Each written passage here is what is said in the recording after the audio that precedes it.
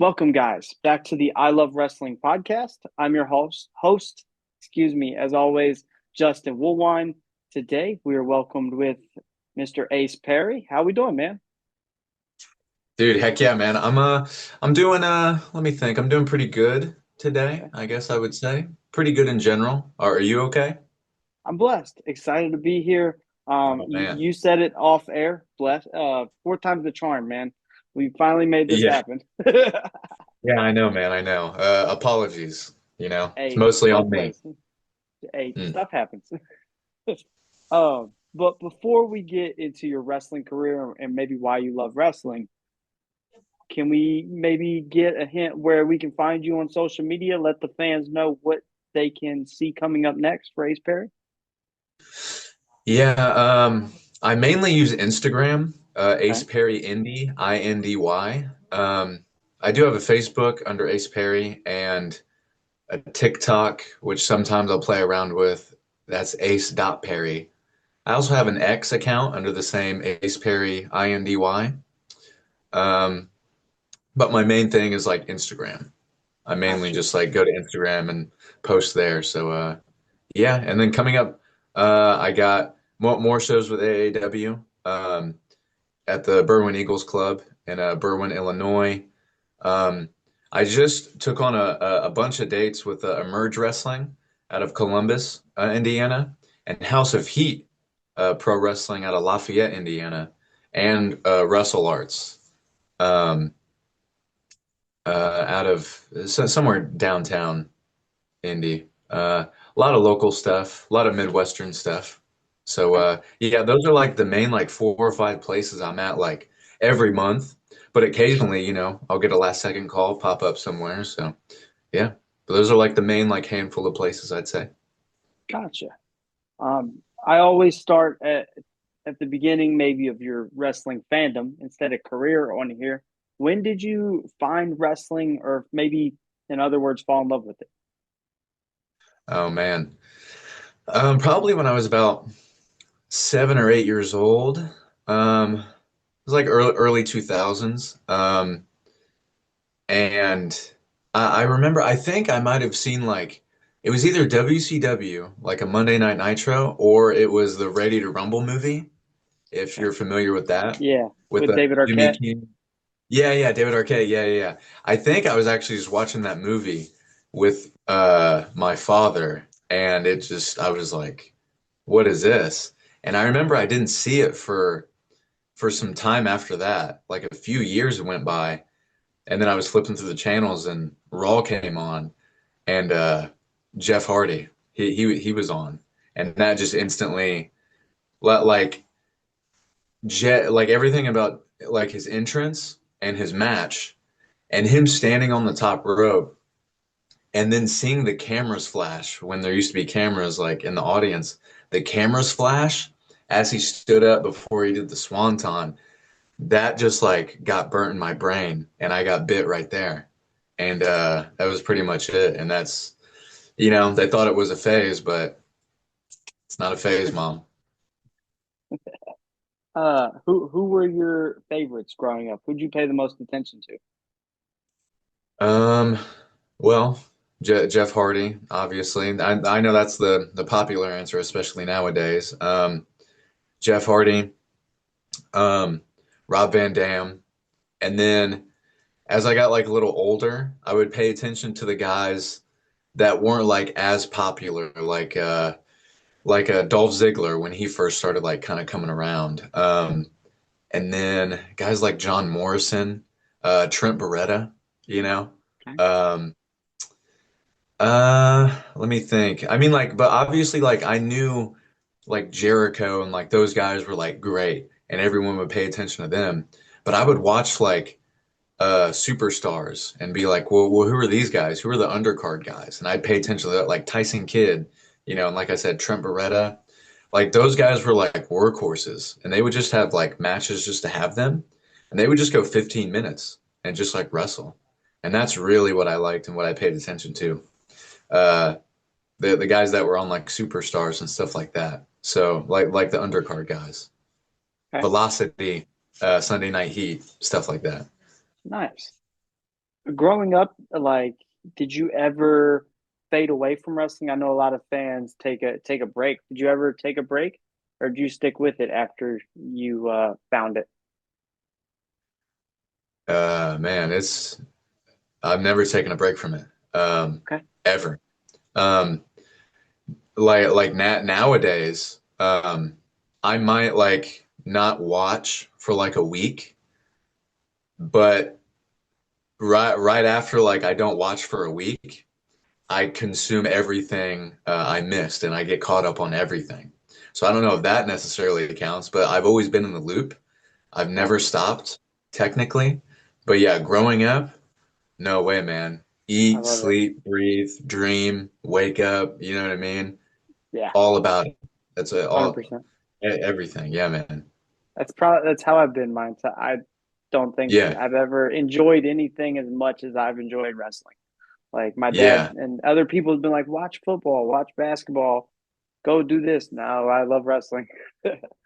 Dude, yeah, I would always be like, why am I gonna watch the fake stuff, like the MMA stuff? What or like Yes, what watch like NFL or like no, dude, I'm gonna go to the gym and I'm gonna watch wrestling and that's it. You know? definitely. What made you decide to maybe start actually training for professional wrestling? Um, I remember I write poetry and I've been writing poetry since I was about 12 years old. And I remember I wrote this poem. Um, and there was a line that starts it. It says something along the lines of, at 14, I knew what I wanted to do for the rest of my life. No, it wasn't work a job, have kids and a wife. And so at 14, I had been skating, like skateboarding real hard, and I kind of got sponsored. And I was also putting together like a sponsor me tape for like bigger companies and stuff like that. And I was like, man, like as I was kind of making that, I was like, okay. And my mom wanted me to go to college. So I was like, well, I gotta figure something out here. As I'm putting together this sponsor me tape, as I'm already kind of lightly sponsored by the local shop, my mom wants me to go to college, but I'm still watching wrestling. And I've been going to the gym at this point for a couple of years. I'm 14. And I'm just kind of like, well, I went to my mom and I said, I don't think I'm going to go to college. And she was like, what do you mean? You have to go to college. And I was like, well, I'm going to be a professional skateboarder or a professional wrestler. And she was like, are you sure? And I said, yes. And she was like, okay, well, whatever it is you want to do, I'll support you. And I said, okay. And then as soon as she said that, I was like, I'm going to be a professional wrestler. And that was kind of it. And I went into high school. I didn't have a computer at home. Uh, I don't think I had a smartphone just yet. I had to start paying for like my own phone and kind of start taking care of myself a little bit when I turned 15. So I didn't have like a lot of that stuff. So I would lie in school and say I had to like go to the bathroom or whatever, and I'd go to the library and just spend hours on their computer, like searching schools and like stuff like that, and getting like all of this information together and like writing it down.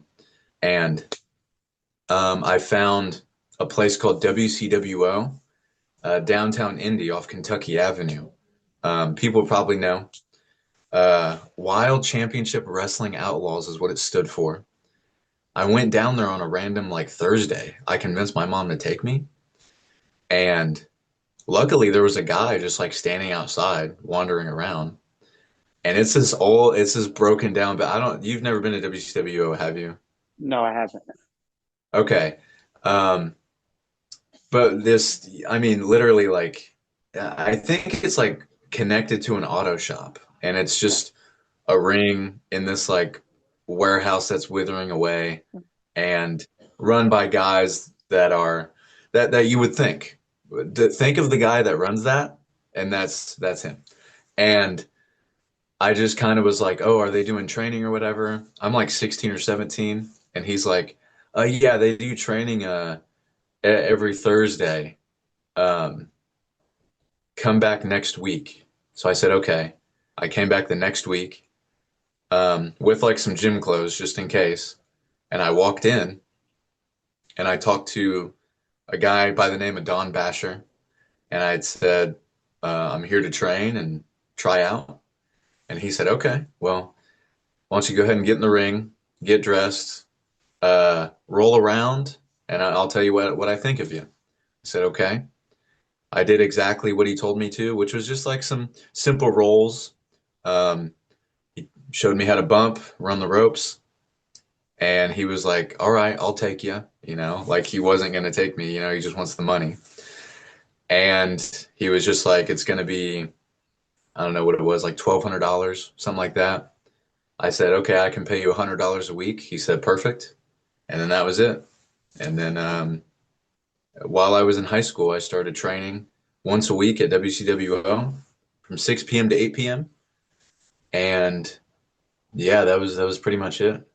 And from there, I met Dale Patricks, Josh Crane, and Trip Cassidy, and they took me on the road with them. And then that's how I started traveling and really getting out there and stuff. So yeah, That's yeah, crazy. How yeah. Long, long long story, but how long was it for you like actually training before you made like a debut match? uh, 8 training sessions. So That's it? 8 Thursdays. Yeah, That's crazy. yeah. They were just kind of like what I was told was, well, the only way you learn is by getting in there. So you're fine enough. You just go ahead and get in there, and you'll be fine. I was like, okay. And they put me under some mask in a 6-man tag and just beat me up. And then that was it. It was off to the That's races, It was WrestleMania for me that night. that's fantastic. Um, also being that young, getting in the car with three other guys and traveling around, what was like that experience like for you? Was it a shock? Mm, I've always been like just open-minded and kind of down for whatever, and like whatever happens, happens. Okay. So I never had any second thoughts about it, but I definitely was like very much in the mindset of like whatever it is I got to do, I'm going to do it. Okay, this is what's next. This is what's next. I'm going to do it. I'm going to do it to the best of my ability. So I was just kind of like, okay, I get in the car and I go to Illinois today, um, and maybe hopefully wrestle, and then we stay the night at Trip Cassidy's place, and then we go to Alabama tomorrow, and that's what we do. And I was just kind of like, I guess this is what you do in order to make it or keep leveling up or whatever it is. And I just kept doing that. So I wasn't, I didn't have any thoughts or feelings about like being nervous or intimidated or anything like that. It was just kind of like all business. Like this is just what has to happen. So this is what's going to happen. Does that make sense kind of? Yeah, it makes a lot of sense actually. Yeah. Uh, early on in your career, you had like quite the series, to say the least, against Jimmy Jacobs. Mm. What was your experience like getting in the ring with Jimmy, and maybe what was some of the things you was able to learn from somebody uh, with the mind of a Jimmy Jacobs? Yeah. Wow. It's awesome that you say that because it's hard. Like I can tell, Jimmy and you know how he is and he's a genius just I've by you studied. saying, oh man, yeah. Obviously incredible. So yeah, getting put with Jimmy that young. At first, I didn't quite understand the magnitude until we got a little deeper into the story, and then I was like, yeah, this is Jimmy Jacobs, and we're doing a full-blown story at IWA Mid-South. Oh wow. And people are like watching and paying attention. And that's all you, as an artist or performer or whatever, that's all you can ask for. And I, it was it was everything. Um, because sometimes Jimmy would show up. Like, so let's say the show starts at like 7:30 or 8, right? I've been there since like 3, 4 p.m. and I'm dressed and he's stumbling in at about 8:45 p.m. and we go on in like 20, 30 minutes, and he gets dressed and would call a couple of things and just be like, "All right, kids, see you out there." And I'm like, okay, sir." Like, just listen to him. And that's really how you learn. You just go out there. We're telling a story. We're going like 45 minutes in like these unsanctioned matches. We call maybe like, okay, here's the finish. This is where the story needs to go. He would also script every single one of my promos. He wouldn't say these are the bullet points you need to hit. He would verbatim, this is what you need to say. So I would have to memorize a full promo and recite it back to him. And if I messed up one word, he would say, no, no, no, redo it, start over. Recite the whole promo back to him again, word for word, exactly how he viewed it. And then I would have to remember a whole match if we called more than the finish. And it had all of this storytelling stuff and these moments, and he's emphasizing you take time here and there and these facial expressions and you need to say this and blah blah blah blah. And then we have run-ins. BJ Whitmer got involved and we had like some tag matches with like BJ and Jimmy, and like it's like what is happening? And so yeah, I mean, I believe like that shaped me probably as a wrestler. The main thing I learned from Jimmy, other than just being in there and being in the ring for that long and just like learning like on the fly and listening to him, listening, uh, was how to tell a story and how to evoke emotion, not only from myself in depths that I didn't even realize I had. Thanks to him, he pulled that out of me, but also how to evoke emotion out of people and make them care. So my main takeaways from Jimmy were storytelling and emotion. I remember one time, because the story was I'm trying to earn Jimmy Jacobs' respect. Uh, I believe he had just barely beaten me in like our second or third match, just a regular match. And afterwards, he wanted me to cut a promo about like, come on, man, you cheated to win. Um, just give me your hand, like out of respect. Like I had you beat. Admit it, you cheated. Give me the respect that I've earned. And he wouldn't do it. And he stood there, didn't move, didn't make a face. And he kept whispering to me, more, more. And I didn't realize what he meant until I was doing it. And I was getting on my knees, like begging and pleading him with my hand out. Please shake my hand. Please, Jimmy, come on, man. I beat you. And then I'm slowly losing it. And then I start actually crying. And because he kept saying more. And I was getting frustrated because I was like, I don't know what more I can give you. Like, and I got so frustrated, but I was still in character and saying all of these lines like, give me the respect that I deserve. I had you. And I'm crying and I'm on my knees begging him and pleading him. And he's just standing there still, hasn't moved, hasn't made a face. And he slowly just shakes his head and walks past me and gets out of the ring. And that's how I knew, oh, that was enough. Like I got Jimmy's approval just based off that because I'd given him the emotion that he was looking for. And then he left me in the ring crying. And that was a pivotal moment for me. I think as a person, just as well as a performer. Actually insane. It's so cool, like because he doesn't let you in on that. He just pulls it out of you naturally, which is so crazy to see. And like it's Yeah. not just you I've heard it from. I've heard it from like you watch interviews with guys like Kevin Owens and all these guys that he's done that for. It's just insane because Yes. it's crazy how his mind works. Like I don't know how to Yeah, man. explain it.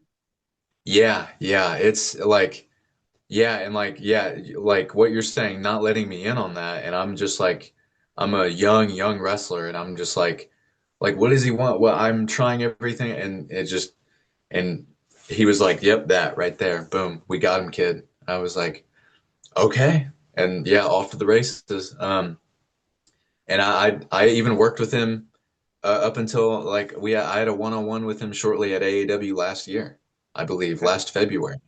So like, and we've teamed together and we've wrestled each other since like 2014, 2015. We're So like just kind of 10 years, over 10 years.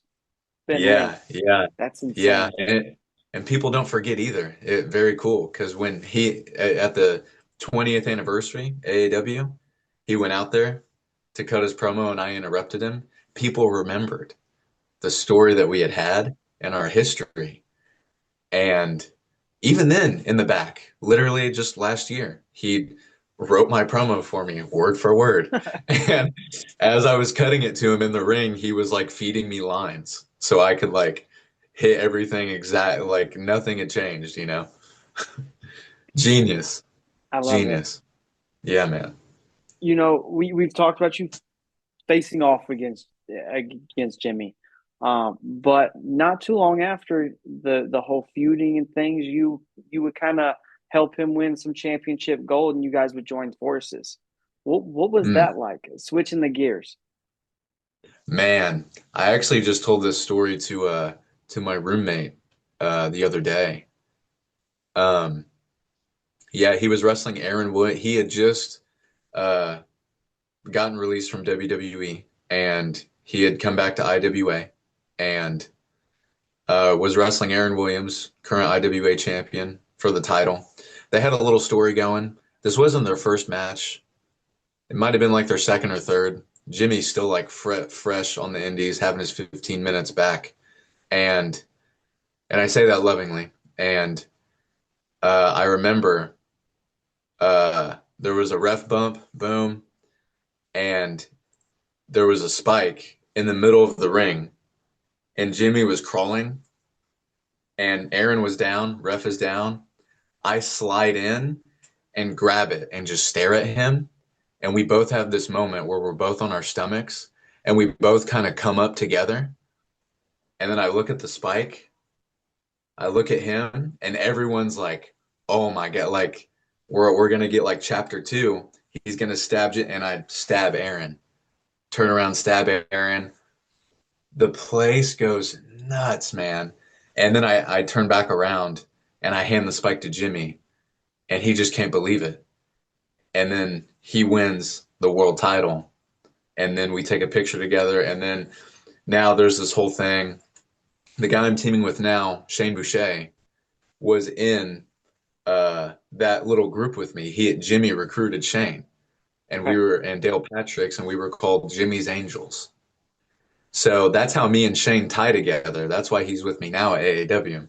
And so yeah, and then getting to like manage him now, at like almost on a weekly basis at IWA, and like just learn from him like in that way, like by being like on his side, was also incredibly insightful. And uh, and then yeah, we would go on to like team, and it was. Man, I mean, I don't even know where to continue or begin on like, because Jimmy, very specific. If things don't go, this way, he doesn't like that. So he'll come to the back and kind of rant to me about it. And I'll almost have to like calm him down, like, no, no, no, like this is, but I'm learning from him ranting why he's upset because this should have been here and this should have went this way. Mhm. And now I'm learning like what like as I'm trying to get him to be like, no, dude, it's all good, it's cool. He's like, but this, and this. Like I wouldn't have even thought, you know? And then we try and fix that later on in the night by doing a run in or something. So yeah, man, I mean, Jimmy's been a pivotal figure in my career and now in my life. What we still talk occasionally. And he's mainly put wrestling on the back burner. But now I'm learning from him like through like these life lessons now. So he's a genius in every aspect. Uh, that there is that you can think of. You can learn something from him. Definitely. Somebody else that I thought was really interesting that you've been able to get in the ring with is the current GCW World Champion, Effy. Um, how do you feel about those matches and stories that you was able to tell with Effy? I mean, incredible for one. Uh, for two, Effie is also a genius in his own right, kind of in his own way. Because at that point, when me and Effie had gotten linked up, I'd been wrestling almost twice as long as him. But he had something that I didn't, and he had an understanding of something that I didn't. I've always been a wrestler's wrestler until recently-ish, the last few years, give or take. But he had the grasp on the character. Jimmy taught me story and emotion. Effie just had his, like the character stuff. And I was able to pick up on that from Effie. Um, like it's like very like when I first wrestled Effie, I checked my tool belt and I didn't have the tool for this match with Effie that he was trying to like put together with me. It's the first time I ever put together a match without any moves. The match was centered around three different moments. It was an opening moment, a middle, and an ending one. And we didn't like we maybe like that's how we put together the match. We got the beginning moment, middle, and the end. And I never called a match like that before. I mean, we're just fully pulling the curtain back. And that's what I learned from Effie. And once I saw the attention that it had gotten, I was like, "What? Like how has this worked? It's working." And then I finally understood, oh, this is I watched everything back and then I watched everyone's reactions and it was just like, of course this is working. But that's like 90% him. Credit to him. 10% because I was just the other body in the ring. And then obviously that story continued as well. And me and Effie have never teamed. We have been on the same page, but our relationship is very just kind of rocky, you know, because he did perform a seance and take my soul. He gave it back, but it's been, you know what I mean. You took my soul, you know what I mean. So, It's but tough. yeah, Effie, It's hard to get around that. he. Oh my, I mean, yeah, like what are we talking about, you know? Um, but yeah, Effie, he's also a genius, and he is a businessman. Okay. First and foremost, he's a businessman. Then he's a performer, and then he's just the man. That's it. Businessman, performer, the man. Effie. Okay. I like that. Something Yeah, man. fun I like something fun here on the channel I try to do is, we're fans at heart. So I try to go through your guys' career and pick maybe five opponents that piqued my interest that maybe I wanted to learn about the most. Um, Okay. just if you could give me like a short rundown of what it was like working with them, and what that experience like with Hmm. you, that'd be great. Just to feed the fan in me, I guess. I'm gonna start Hmm. with AEW star Swerve Strickland. Oh man. I mean, okay, short rundown. I'll try. Um, I was over my head. He's out of my league. Um, especially the first time we linked up. That was actually supposed to be Zachary Wentz's match. Zach Wentz versus Swerve Strickland. Okay. But Zach was out with the flu that night, so I got subbed in. And just, I mean, I didn't even know what we were doing in the ring. That's the magician of Swerve Strickland. Wrestled years later at TPI, and I was prepared that time, and just we absolutely tore it down. One of my favorite matches I've had in my career. Um, another genius who really he gets it in a different way than Jimmy and Effie, Okay. and that's why he is where he is today. I can see it. Uh, Up next, I went with somebody maybe on the different side of the wrestling spectrum. Jake something. He's a powerhouse. A lot different than a lot of the other guys we've mentioned. Whoa, that's a deep cut. Yeah, Jake. Oh man, I've known Jake for a long time, and we've actually had multiple matches.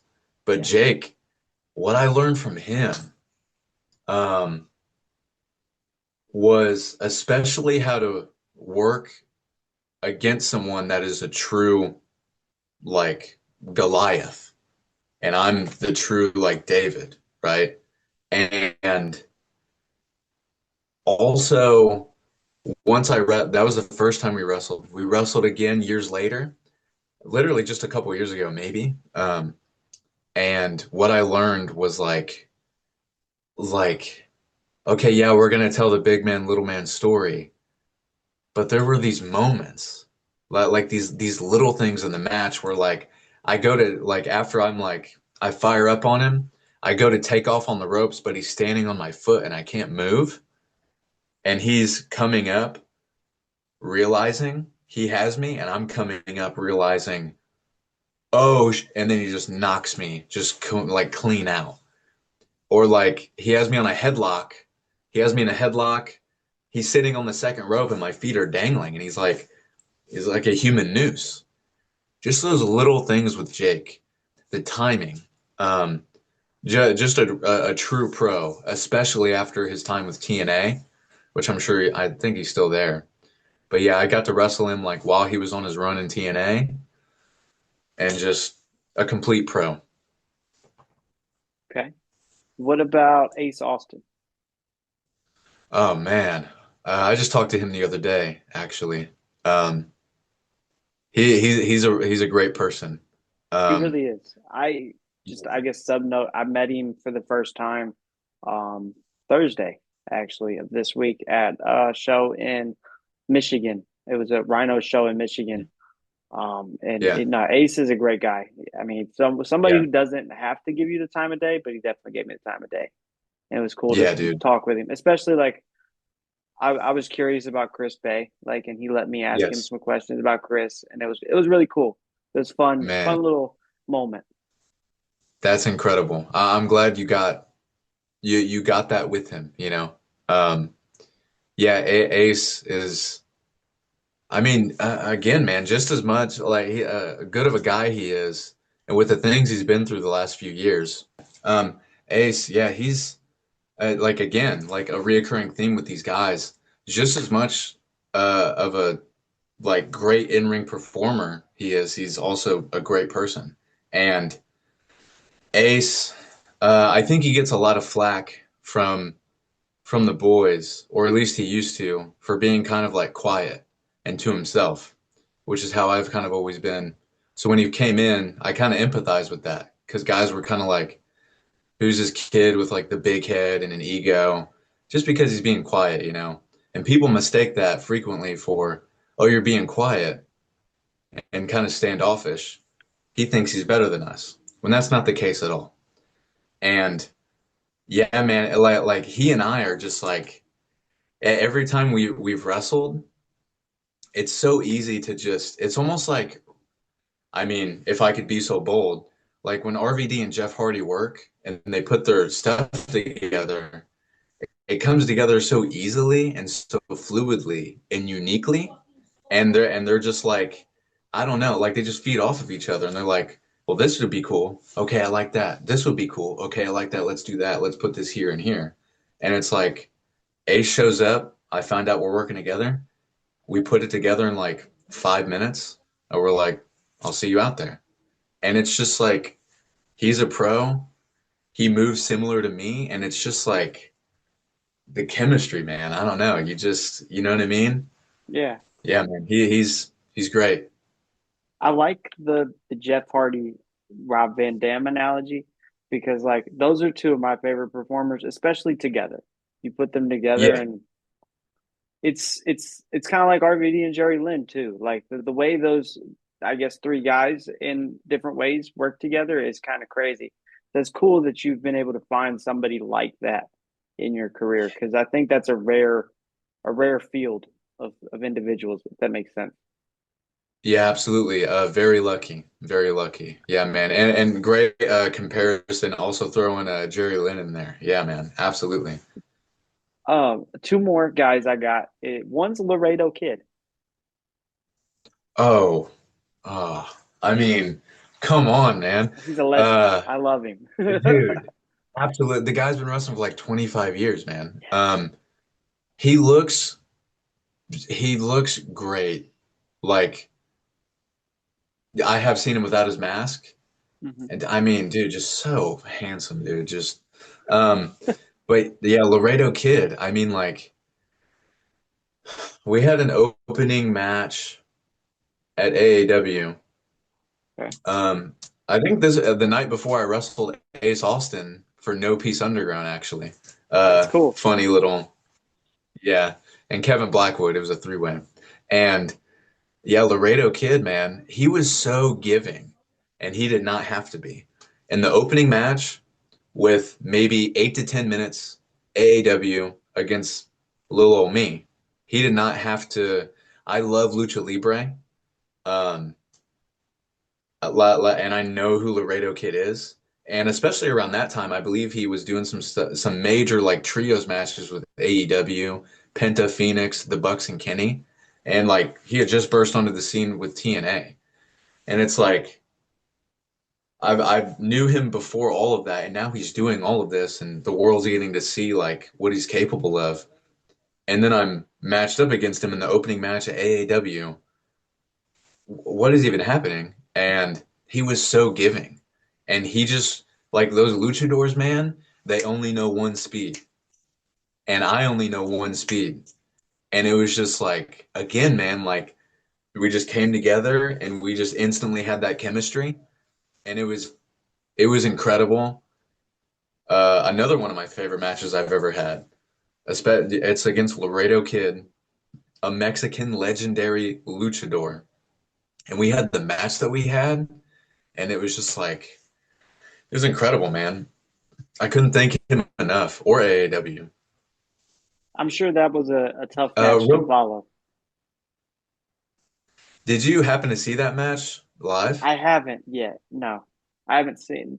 I Oh, actually dude. just started coming to Well, AAW end of last year. I actually stumbled upon it, if you want me to be honest. wow. Yeah. Okay, yeah, man. Well, this was at Bourbon Street, the venue Bourbon Street, and there's a Okay. stage that connects to the ring, Okay. and he like threw me against the ropes, like we're on the stage. He throws me against the ropes and gives me like a Spanish fly on the stage, like on the floor, and then later I give him a Falcon Arrow off the top to the stage floor. And he called both. He wanted to do both of those, and I was like, "That's what I mean by so giving." That's Like it's insane. yeah, it's just little old me, and he shows up and he's like, "You think Spanish fly on the floor?" And I go, "Yeah." And he goes, "And then you Falcon Arrow me top rope stage?" And I go, "If you want." Yeah. And that's what I mean by so giving. That's He just wanted crazy. to take yeah. So like I was like, "Heck yeah, man. Like let's go. You want to go? Let's go." So yeah, That's man. he was definitely wanting to tear the house down. Oh my God. And honestly, we did. All credit to him. First match, the fans were on their feet, losing their mind, dude. He took out a camera guy on the finishing dive before he gave me a reverse Spanish fly off the top for the finish. So he like dove onto my heavy at the time, took out the camera guy, and then picked me up and we did a reverse Spanish fly off the tippy top. And then that was it. Yeah, That's man. It was phenomenal. I'm gonna have incredible. to go check He that knows out. his stuff. Dude, please, please. Definitely. I'll let you know what I think. I'll go watch it. Uh, Yeah.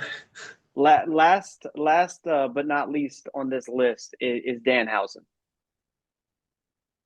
Oh man, yeah. Wow. Hopefully I'm keeping these short. There's just You're so much fine. to say. Um, Danhausen. Where did you see that I had worked him? I'm curious. Cage match. Okay, from like Black Label Pro maybe? It it might have Or been. I'll be okay, honest. I because did the research a while ago, so I'm pretty okay. sure it is from Black Label Pro though. Because the first time me and Danhausen wrestled was in Virginia for Nova Pro Okay. before he started doing the face paint.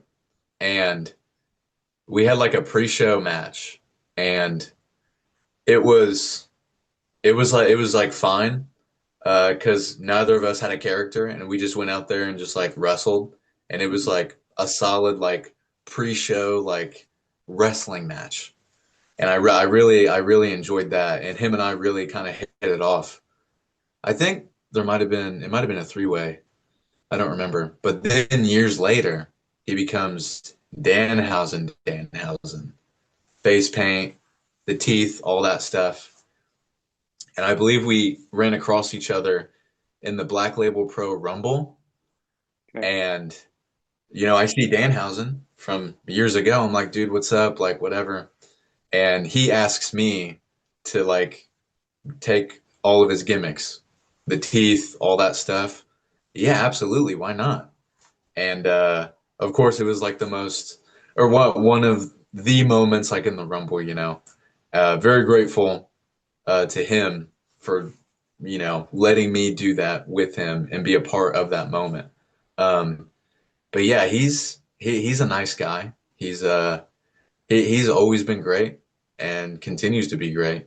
Um, yeah, man, Danhausen is sick, and I'm happy for like his successes and stuff. He never cursed me though. Okay. Are the teeth real?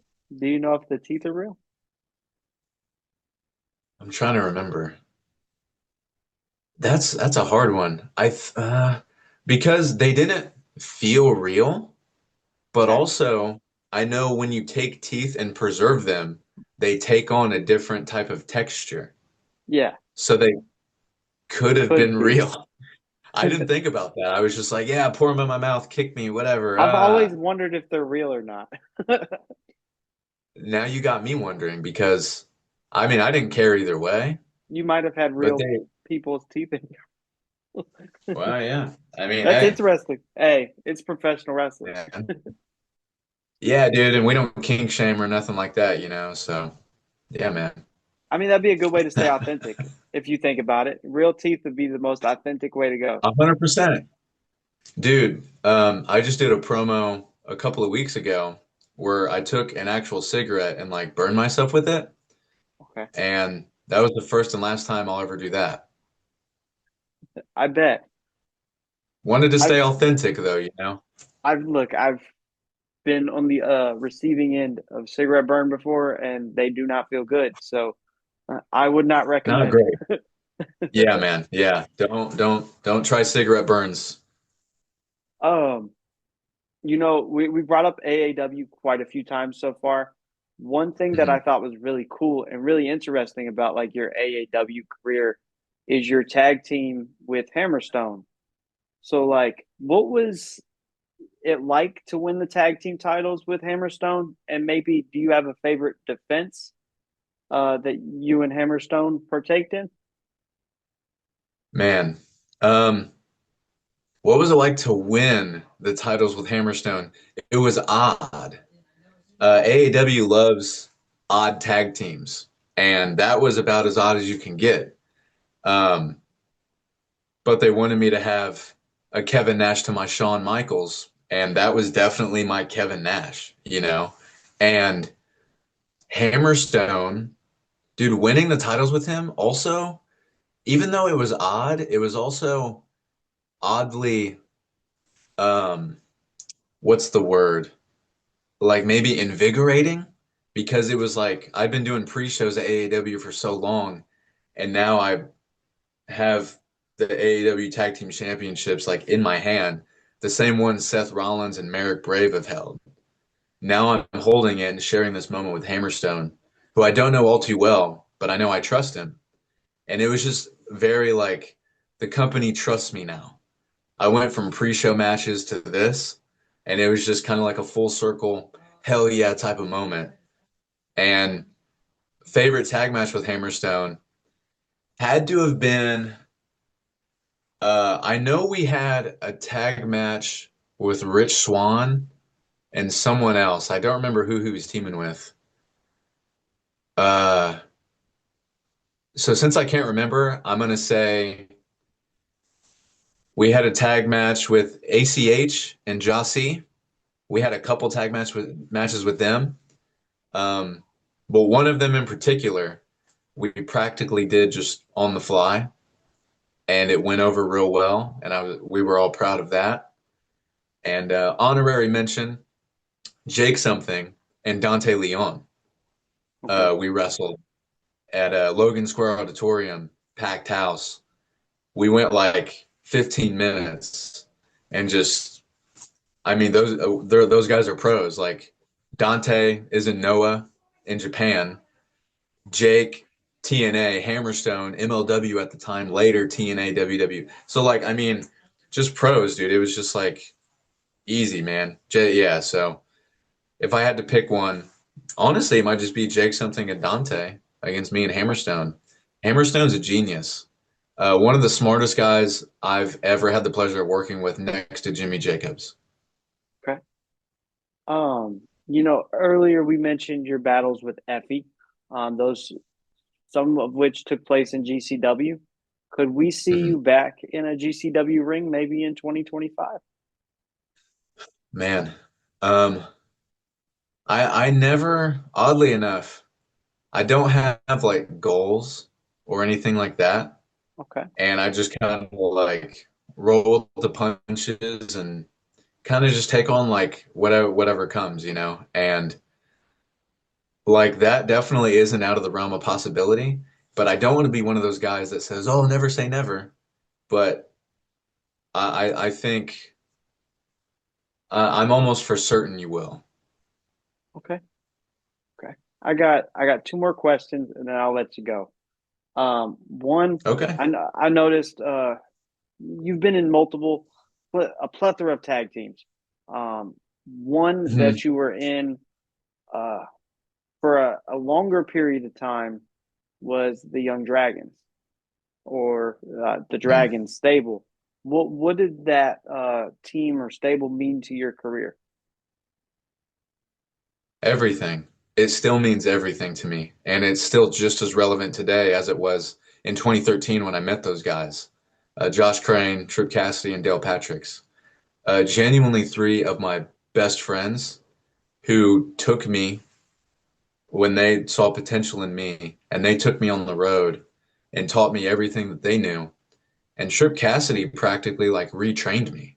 Um, so the Young Dragons stemmed from the Naptown Dragons and kind of like an homage to them. And now we are the guys from Indiana that are going on the road, putting Indiana on the map, or at least trying to, while I'm trying to make a name for ourselves individually.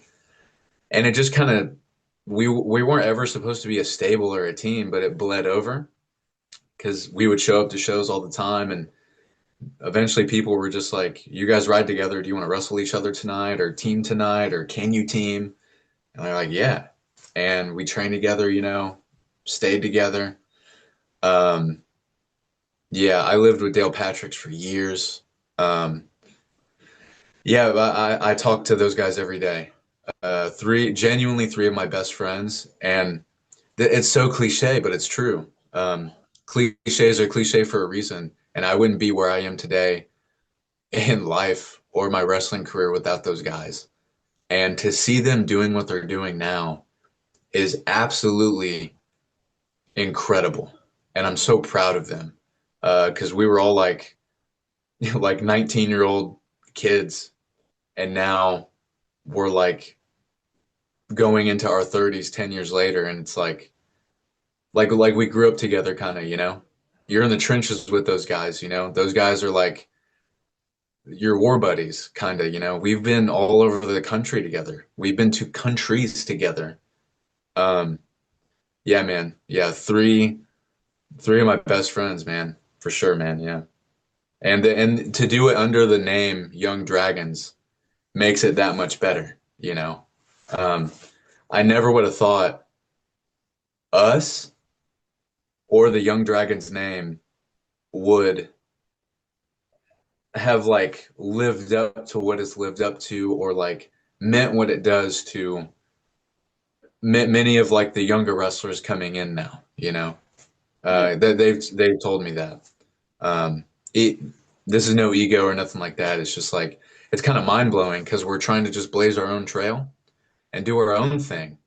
We're doing what we want, but we didn't realize there's a whole generation watching us. And now those guys have come into the business.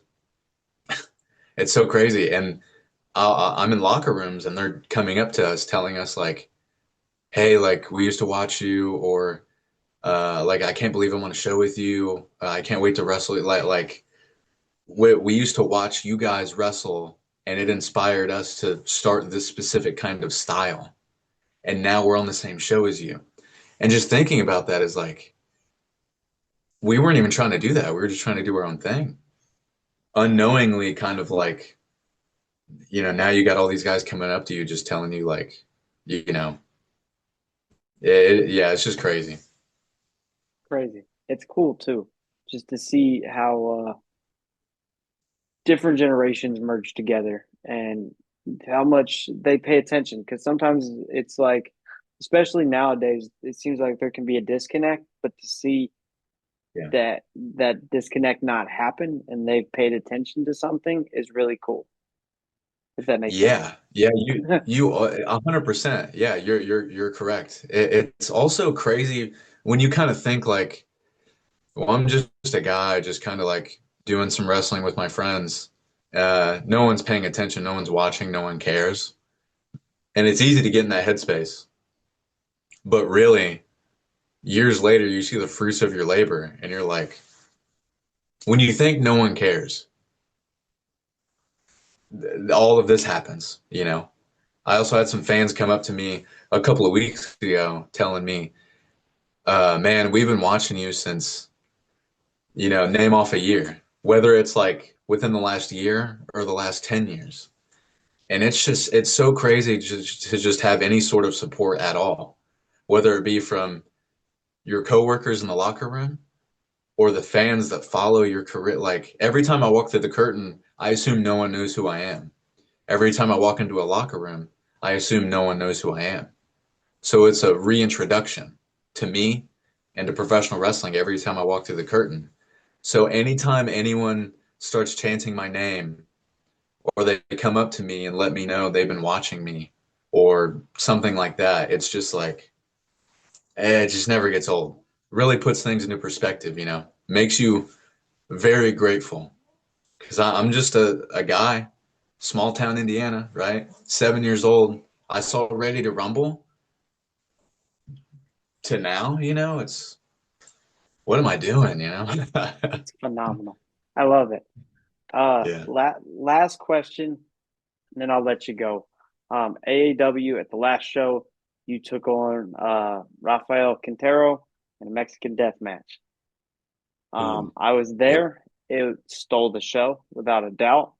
What was that matchup like for you, and where do you see yourself and Shane uh, going forward?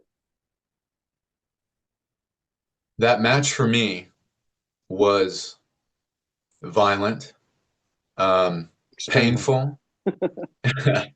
uh, you advertise a Mexican death match, it's got to be violent, right? Yeah. Also, people don't know, I'm a quarter Hispanic. My dad was half and half. Okay. I'm just as Mexican, right? But it was it was violent, and I knew it had to be violent, and I was ready for it to be violent. I was hoping it would be more violent than what it was.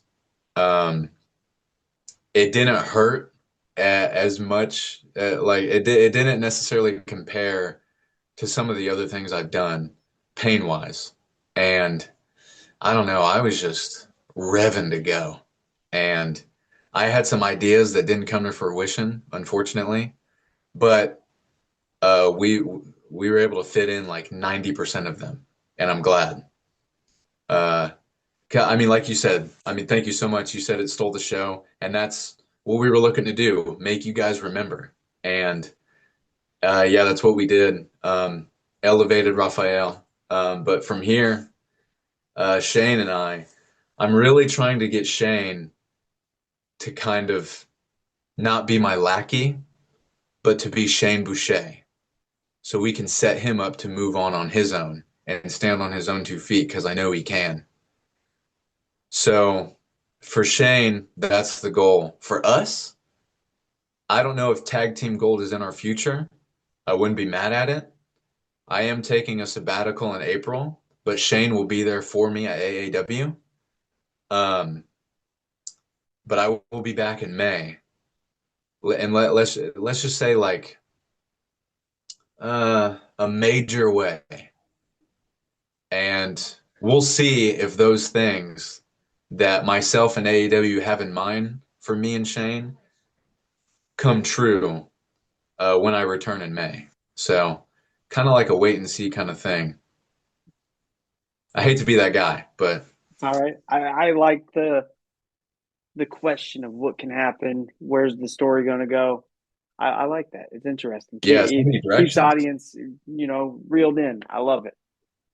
Yeah, yeah, Shane's great. Like I said, he's kind of been my boy for years now. He's come on the road with me and stuff like that. And I'm really trying to get him up on the main roster and get him to spread his wings, you know. So, Yeah. but if that means tagging with him, getting some AAW gold on him, tag gold, whatever, managing it, like whatever. I'm focused on Shane equally as I am the AAW Heavyweight Championship and main eventing an AAW show for that title. That is the ultimate goal, with or without Shane. Okay. Ace, thank you so much for being on the show. Greatly appreciate it. I do this all the time, but if you ever want to come back on, that door is completely open. I'd love to have you back on. You got plenty more to talk to, or talk about, I should say. And I Mm. definitely enjoy a part two. Dude, absolutely. Thank you so much for reaching out to me and for taking the time and being kind and patient. We were finally able to make this happen. Um, but yeah, man, thank you for just showing interest. You know, that's all an artist could ask for. So thank you. And there will definitely be a part two, and I'm looking forward to it. Sounds good. I'll leave this off on. See you next time then. Beautiful, man.